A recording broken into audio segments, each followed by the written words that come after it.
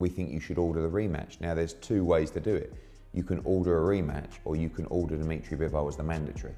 One of those things will happen, in my opinion. Beterbiev-Bivol rematch faces uncertainty as mandatory title defense against Michael Eifert looms. Meanwhile, Artur Beterbiev acknowledges the possibility of a rematch and expresses his openness to it, indicating that he is willing to face his opponent again if the opportunity arises. Eddie Hearn said he spoke to Turki Al Sheikh and he wants the rematch. Do you welcome that rematch next? Yeah, I think so, yes. Turki Al Sheikh expresses his determination to organize a rematch between Artur Beterbiev and Dimitri Bivol. He mentions that if both fighters agree, he will make the rematch happen, highlighting his commitment to ensuring the best possible fights. But in my opinion, I will focus and I will try to do the rematch. I was just about to say that. We know that you are all about making the best fight possible. If they accept, we will do it. Chris Algieri discusses the potential rematch between Artur Beterbiev and Dimitri Bivol. He notes that a rematch makes sense, especially due to the controversy surrounding the first fight's decision. I think absolutely, especially now because there's some controversy surrounding how the fight turned out. So making that rematch makes a ton of sense. You had Turki Al Sheikh, who went on the record already and said, well, we don't have a rematch clause, but I thought Bivol won by a couple of rounds. I think he said 2. I want to make that rematch. I'm going to reach out. And when Turki digs into his pockets to try and make a fight happen, generally that's what happens. Similarly, Eddie Hearn plans to secure a rematch between Bivol and Beterbiev, either through an ordered rematch or by making Bivol the mandatory challenger. Confident that Bivol deserved to win, Hearn will pursue legal avenues to ensure the rematch happens. I mean, when you think about it, there is no other fights for either man at 175. Like, it's a natural fight to make. If Beterbiev moves up, that's another story, but for me, I think we'll see the rematch, and I think it was such a great fight that we should want to push for that rematch. Sometimes you make a play or an appeal to the governing bodies to say, look, we believe we should have won the fight. We think you should order the rematch. Now, there's two ways to do it. You can order a rematch, or you can order Dimitri Bivol as the mandatory. One of those things will happen, in my opinion. So we'll have to, speak to the legal team, go through due process. However, despite these efforts, the path to a rematch has been complicated by the IBF, which recently ordered Beterbiev to defend his title against mandatory challenger Michael Eifert. With the IBF's decision to mandate a title defense against Eifert, the prospects of a Beterbiev-Bivol rematch are now uncertain. Beterbiev, known for his tenacity, is unlikely to vacate his titles unless he decides to move up in weight, an improbable move given the interest surrounding a rematch with Bivol. In light of this situation, Team Bivol swiftly responded by filing an appeal with all 4 sanctioning bodies, seeking to ensure the rematch happens by preventing Beterbiev from facing his mandatory challenger. The appeal faced considerable backlash from fans. However, it is now clear why Team Bivol took this step. They wanted to prevent Beterbiev from being obligated to face a mandatory challenger and secure the rematch. Despite their appeal, there remains a possibility that the IBF will not alter its decision, leaving a step-aside deal as a potential solution to keep the rematch on the table while Beterbiev fulfills his IBF obligations. Such a deal would allow Beterbiev to meet his mandatory IBF obligations while also preserving the possibility of the high-profile rematch with Bivol. However, given the current interest in Beterbiev's career, any step-aside agreement would need to be substantial, and Eifert might prefer to proceed with the fight rather than accept the deal. Boxing analyst Jake Donovan offered insights into these developments. Reasons for Bivol's actions now come to light. IBF has now ordered Artur Beterbiev Michael Eifert mandatory title defense. Eifert beat former lineal champ Jean Pascal in an eliminator last March, has since fought once, in a scheduled 6-rounder versus a no-hoper. On the other hand, David Benavidez's father, Jose Benavidez Sr., has his sights set on a fight against undisputed light heavyweight champion Artur Beterbiev. If Benavidez defeats WBA regular champ David Morrell on January 25th, he believes a bout with Beterbiev would be a major challenge for Benavidez, stating, "Hopefully we can get an opportunity to fight Beterbiev. He just won on Saturday, so hopefully we can get that. But right now, we're focused on David Morrell." Following Beterbiev's victory over Dimitri Bivol, Sean Zittel suggested that David Benavidez could possibly defeat Artur. Sean explained that Beterbiev has a lot of power, and he is a front-foot fighter, so he will be going into the power of David Benavidez head-on. Hey, what's up, everybody? It's your man, Sean Zittel, and I thought I'd follow up on that post I had yesterday where I think David Benavidez can stop Artur Beterbiev. And, it got met with a lot of dismissal and people scoffing and making fun. But, just to start, styles make fights. And I do think that Beterbiev is a guy, unlike Caleb Plant, unlike Demetrius Andrade and Alexander Gvozdyk, that is going to move into the power. He's a front foot fighter. He can move any direction, but he's primarily more of a front foot fighter. Furthermore, Lonnie B mentioned that his father was hesitant about allowing him to spar with Artur Beterbiev, fully aware of Beterbiev's formidable power. Similarly, during an interview with Fight Hub TV, the interviewer expressed disbelief at the sheer force Beterbiev demonstrated while hitting the heavy bag in the gym, highlighting the kind of strength that leaves even experienced observers amazed. Well, I mean, I definitely can say when I was at the Gashek fight in Philly, when they did unification, I've been to heavyweight fights, I've seen Wilder, you know, I mean, I hear the punches ringside of heavyweights, but when he was punching Gashek, those punches stood out, like, to a point where I couldn't believe. So, I mean, that's me hearing the punches. What did it, I don't want to say feel, but like... you want me to tell you what it feel like? Listen, I'll tell you a story. When I first sparred with Arthur, my pops, like he's my boxing father. Like he said, and he's like a father figure. He's been there for me since I was 16. But yo, he told me, now, all my years of boxing, I sparred with Cal Frock, Chad Dawson, Lucian Butte, Troy Ross, like real champions. You fought Kovalev. I fought Kovalev. Yeah. And when he saw him, he said, I said, they called me to go spar with him. He said, and my pops, he know who I am. He know when it comes to boxing, I love boxing. Like, I really think I'm the best. So he said, he tried to let me down easy. He said,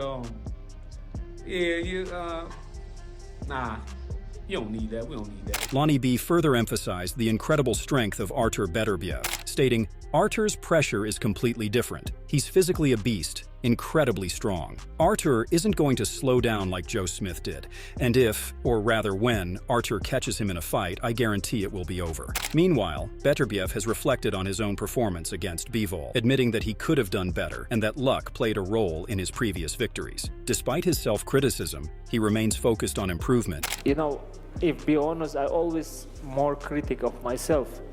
And even all my last 20 fights, because of her luck, I win them by KO.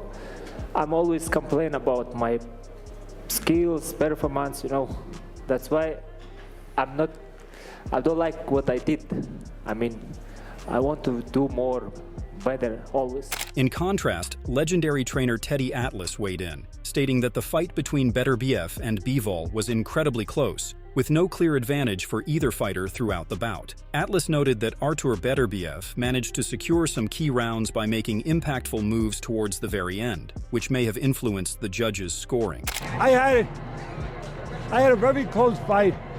A lot of close rounds. I thought there were rounds that other Beterbiev actually stole late or took late, closed the show. Teddy Atlas said that he understood why the fight could have gone either way, but revealed that he had Beterbiev winning by 1 round. Atlas commented, "Close fight, lot of close rounds. I can see why people are conflicted. You know what? I'm not going to judge anyone. I judge the fight. But I'm not going to judge anyone because I get it's subjective in certain ways. There's 2 ways to look at it. 2 fighters, close fight, a lot of close rounds." Atlas went on to explain that he had Beterbiev winning by a slim margin, a single round, attributing his victory to his ability to secure key rounds at critical moments. "I had it 115 to 113 Beterbiev, yeah, because I thought he won the championship rounds. I thought it was a really, really tight fight. I thought that, as I often do, a fight like this comes down to geography. Who gets to own the geography, the place in the ring, that suits their talents, strengths better than the other guy? Who gets to own that space,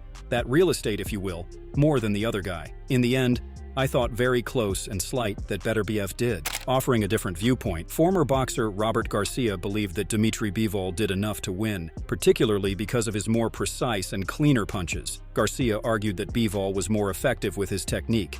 I thought it was a pretty close fight. It was a fight that, you know, depending on how you score it. Me personally, I thought Bivol pulled it off by, you know, 7-5, very close. I thought he pulled it off. I thought he won the first 3 rounds, I think, with his combinations moving around. And I think he still won a few more rounds after that, you know, using that, you know, that technique, you know, beating him to the punch. And in the late rounds, there was a few moments where he was able to back him up, and that's when he was a little successful. But kept putting pressure, and even though Bivol was blocking a lot, he stayed busy. He stayed busy throwing punches. So I'm pretty sure that's why the judges seen it. But me personally, I think the most effective punches, the better punches that landed were Bivol in Bivol's favor. So that's why I thought he pulled it off. But it was close. It could have gone either way. One judge had a draw, so it depends on how you see it. Like I told you, like I'm telling you, I personally thought Bivol pulled it off, but it could have gone either way. I'm not disputing it was a robbery or anything like that. It was a close fight. Similarly, professional boxer Conor Benn shared his thoughts, stating that while Bivol had a few strong rounds, it was Beterbiev who ultimately controlled the fight, wearing down his opponent as it progressed. Everyone online saying Bivol, I'm watching that fight, and I'm just watching it going, Beterbiev's in control of the fight. Nothing Bivol was throwing back was effective. He, was applying pressure. He's not the fastest of starters, but he breaks your man down. And I believe he done enough to win. Definitely won the second half, in my opinion. Bivol had, a few good moments, but you could really see the wear and tear and Bivol slowing down. In my opinion, that's how I saw the fight. Ben added, I do think Beterbiev won that fight. He won by a round, but then again, it's all down to who's watching you. And what you like, who you're a fan of. I think Beterbiev is a killer. I think he's patient. I think he's disciplined. The way he, managed to stay the course. He may be losing rounds, but he stays the course, and he stays disciplined in doing what he's got to do. In contrast to Ben, Roy Jones Jr. offered a more balanced take, arguing that neither fighter clearly emerged as the winner and calling for a rematch as the best way to resolve the ongoing debate. He suggested that the fight was too evenly matched to declare a definitive victor. With confidence in the abilities of both boxers, Jones Jr. went on to advocate for another rematch, expressing his belief that another bout between the two would be the best way to settle the ongoing debate. What up? Being that I was the last unified undisputed champion, probably about 25 to 40 years ago, I don't know how long it was. Last night we had a very fantastic fight.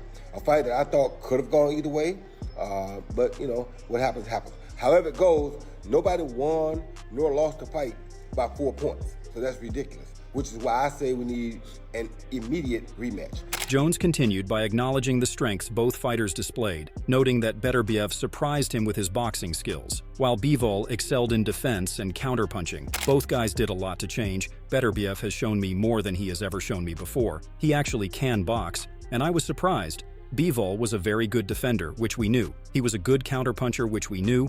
He jumped out an early lead, but it all came down to that Beterbiev did finish the fight strong, and he came out stronger, so that's why I feel that the fight should be a draw. Paulie Malignaggi criticizes the scoring decisions made by the judges, particularly in round 4. He argues that giving this round to Beterbiev indicates a bias towards keeping the fight competitive rather than objectively scoring based on performance. Paulie emphasizes that the judges seem to be trying to keep Beterbiev in the fight, which impacted the scorecards. He contrasts Bivol's effective combinations with Beterbiev's approach, implying that Bivol's efforts weren't properly credited. Paulie believes that the scoring was influenced by the perception of Beterbiev's forward movement, even though it wasn't necessarily effective. Malignaggi added, "The fact that you're giving round 4 to Beterbiev shows you that there's something working in your mind. I thought Bivol actually won." Adding another layer of perspective, Turki Alalshikh, who had praised the fight as one of the most extraordinary in recent years. However, he also voiced his concerns about the outcome, suggesting that the final decision might not have been entirely fair. Timothy Bradley shares his perspective on how the judges scored the fight and why it wasn't a robbery, as some fans have claimed. He draws a comparison to the late 90s fight between Felix Trinidad and Oscar De La Hoya, where De La Hoya slowed down after round 9, which affected the outcome. In this fight, Bradley mentions that Bivol lost momentum in the last 3 rounds, which ultimately influenced the judges' decisions. Bradley explains that the judges gave the last 3 rounds to Beterbiev, and while it was a close and controversial fight, it was not a clear robbery. Bradley added, "This wasn't a highway robbery, people. I just want to let y'all know that right now. I mean, after watching the fight, even calling the fight, I had to pick him. I was like, man, I like Bivol's work. But I have to say, after the fight, I went back and watched the fight again. No sound, nothing, none of that. And I scored it for Beterbiev, 2 rounds over him. Watching the fight without sound, he scored it for Beterbiev by 2 rounds. Promoter Frank Warren, who watched the fight as a neutral observer, noted that Bivol started off with a strong performance in the early rounds. He praised Bivol's technical skills and ability to maintain control, which set the pace of the fight initially. However, Warren also pointed out that Bivol seemed to lose his grip on the momentum as the fight progressed into the later rounds. According to Warren, this shift in control allowed Beterbiev to capitalize and make a comeback, which likely influenced the judges' perception and ultimately impacted the overall outcome of the match.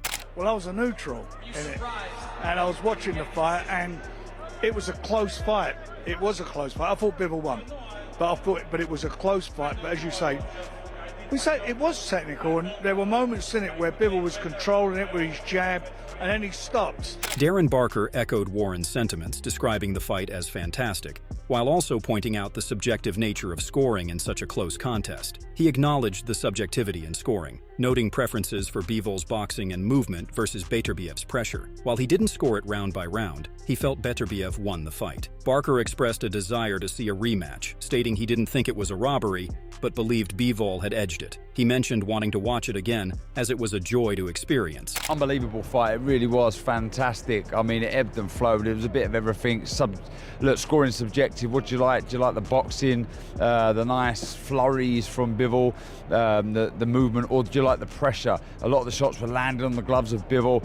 Look, I personally, my gut was, I didn't score it round by round, my gut was Bivol had won that fight, but look, I just want to see it again. I want to see it again. It was fantastic. I don't think it was a robbery. I felt that Bivol had won the fight, but look, it was one of those. I'll have to watch it back because it was a joy to watch, mate. Thanks for watching. The future of the Beterbiev-Bivol rematch is uncertain, but one thing's for sure. Boxing fans are in for an intense ride as these mandatory challenges unfold. What do you think? Will a deal be made, or will Eifert step into the ring with Beterbiev next? Drop your thoughts in the comments, and don't forget to like, share, and subscribe for more updates on this thrilling saga. See you in the next one.